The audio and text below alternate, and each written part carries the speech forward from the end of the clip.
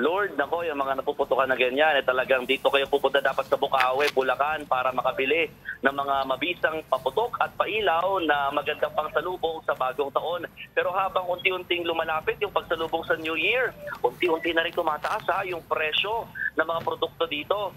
Gaya ng mga paputok at pailaw, bigyan ko kayo ng konting listahan lang, Lord at Denise, ng mga tumaas na ng mga presyo. Yung quitis kasi, dati, 8 pesos hanggang 15 pesos lang yan kada piraso. Pero ngayon, nasa hanggang 20 pesos na yan kada isa. Ang lusis, na 10 piraso, nasa 100 piso na yan ngayon, na dati 50 lang. Ganon din halos yung fountain, na nasa 80 to 100 pesos ngayon, na noon, 50 pesos lang din ang kada piraso. Yung sawa, na nasa 1,000 piso ngayon, dati mabibili yan 400 hanggang 500 pesos lamang.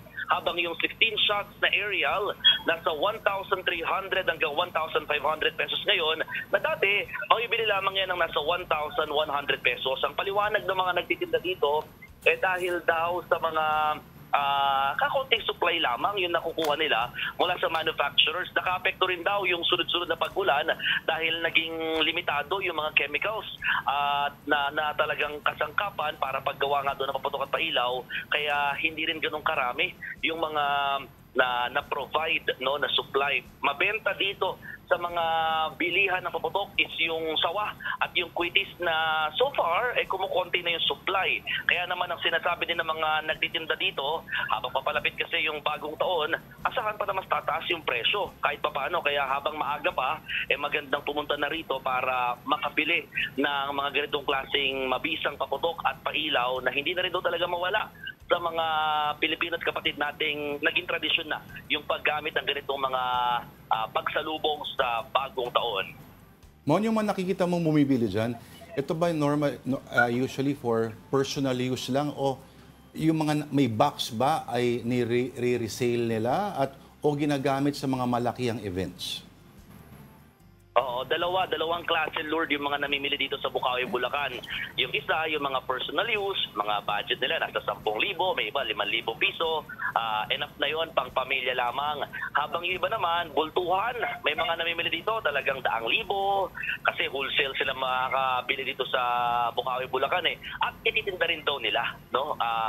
Para naman talaga kumita kahit paano this new year. Pero may iba, yung mga medyo nakapag-ipon-ipon na talagang yearly na talaga tradisyon magpaputok at pailaw, alam mo, maabot ng 50,000 ang budget nila, pang personal use lang yon o family gatherings lang nila para daw mas masalubong nila ng masaya at mawala yung bad spirit na pinaniniwalaan nila pagpasok ng 2025, Lord. Ano yung nakikita ko? Meron parang gladiators. Oo nga Parang Roman Legion. Legion of nakasulat doon. Ano yun? O, ano paputok kaya yun? Baka Ano Roman yun, Lord? candle. Sorry? Mon, Parang may Roman soldier na... oo. Mon, ilang taon ka na nagko-cover dyan sa Bukawi?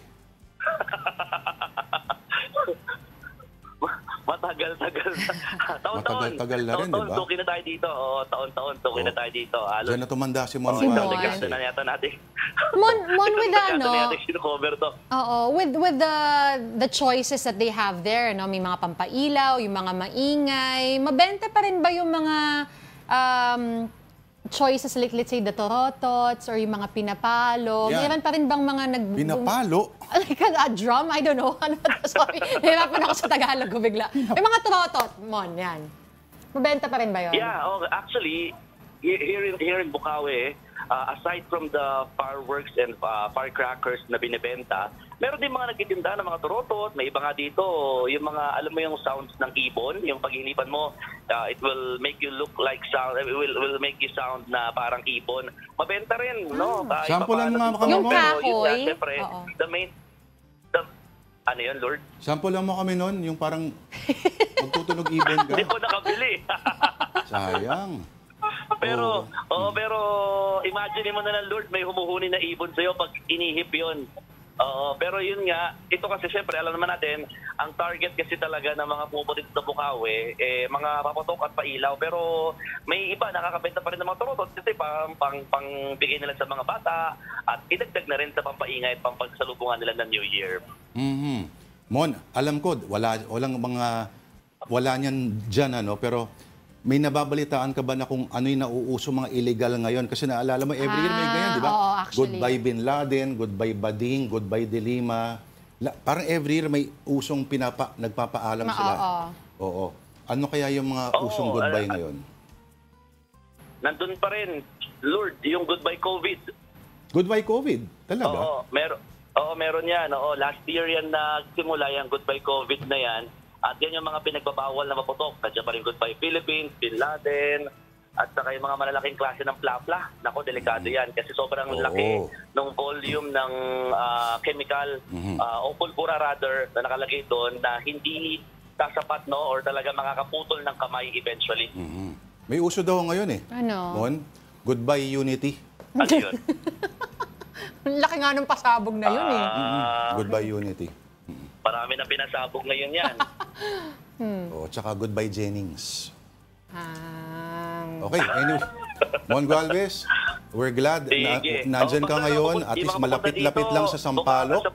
Oo. At wala ka ngayon sa mga bagyo, sa mga disaster area. Na normally, bang gato panahon, wala si Mon Wala. Gualvez. Alright. Happy New Year at Merry Christmas, Mon Gualvez, kung hindi tayo magkita ulit. Merry Christmas. Namamas ko po, sir.